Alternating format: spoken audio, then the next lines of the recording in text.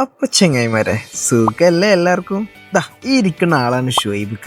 മൂപ്പര് 3-4 ദിവസമായിട്ട് ഹെവി പ്ലാനിങ്ങിലാണ്. മൂപ്പരെ കൂടെ വർക്ക് ചെയ്യുന്നതും സുഹൃത്തുമായിട്ടുള്ള റിസ്വാന് ഒരു സർപ്രൈസ് കൊടുക്കണം. ഓന്റെ ബർത്ത്ഡേ ആണേ. നാട്ടിൽ നിന്ന് റിസ്വാന്റെ ഫാമിലിന്റെയും ഭാവി വധുവിന്റെയും കൊട്ടേഷൻ ഏറ്റെടുത്തിട്ട് വന്നിക്കുക. അതിന് മൂപ്പരെ സപ്പോർട്ട് ചെയ്യാൻ വേണ്ടിട്ട് ഇന്നെ കാണാൻ വന്നിക്കുക. ഞാൻ എന്റെ 100% പിന്തുണ അങ്ങോട്ട് അർപ്പിച്ച് നമുക്ക് സെറ്റാക്കാന്നും പറഞ്ഞു. അങ്ങനെ ഷുഹൈബിക്കാരന്റെ പ്ലാനിങ് ഇതാണ്. വരുമ്പോഴാണ്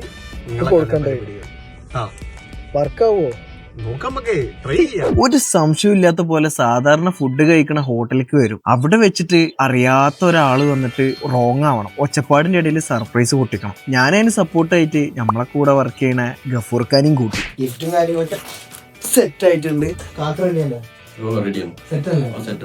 ഒന്ന് പരീക്ഷ നോക്കലേ, ആളെ സർപ്രൈസ് ആവും. പിന്നെ നടന്നത് ഫുള്ള് കോമഡി ആയിരുന്നു. പരിചയമില്ലാത്ത ആള് പോയിട്ട് റോങ് ആയിട്ട് സർപ്രൈസ് പൊട്ടിക്കാൻ പോയതാ. അവിടെ എത്തിയപ്പോ ഗഫൂർക്കും റിസ്വാനും ഏതോ കാലം മുതലുള്ള സുഹൃത്തുക്കള്. എന്താ റിസ്വാനെ ഇവിടെ? ഞാൻ വന്നിപ്പോ 1 വർഷമായി. പ്ലാന് വട്ടത്തിലും നീളത്തിലും എന്നാലും ഞങ്ങൾ വെറുതെ വിടാൻ വിചാരിച്ചിട്ടില്ല. പ്ലാൻ ചെറുതായിട്ടൊന്ന് പരിചയമുള്ള ഒരാളാണ്. കൊണ്ടേ കൊടുക്കാതെ അത്രേ ഉള്ളൂ.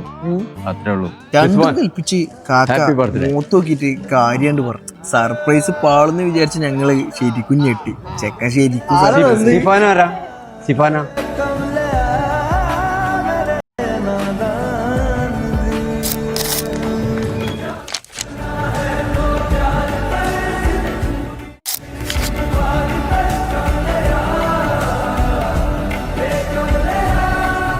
പ്രതീക്ഷിച്ചില്ല സംഭവം. പക്ഷെ നിങ്ങളെ കയ്യിൽ എങ്ങനെ എത്തിയാൽ നിങ്ങൾക്ക് മനസ്സിലാവും. എനിക്കെന്താ വളരെന്താ പറയുള്ളത്? സ്നേഹം മാത്രം.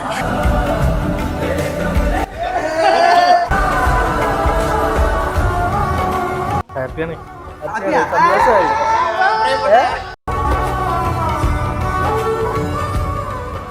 ബർത്ത്ഡേ അടിപൊളിയാവും. പ്രതീക്ഷനെ കാട്ടിയും അടിപൊളിയായി സംഭവം. കൊടുത്തേക്ക് സൂപ്പറായി.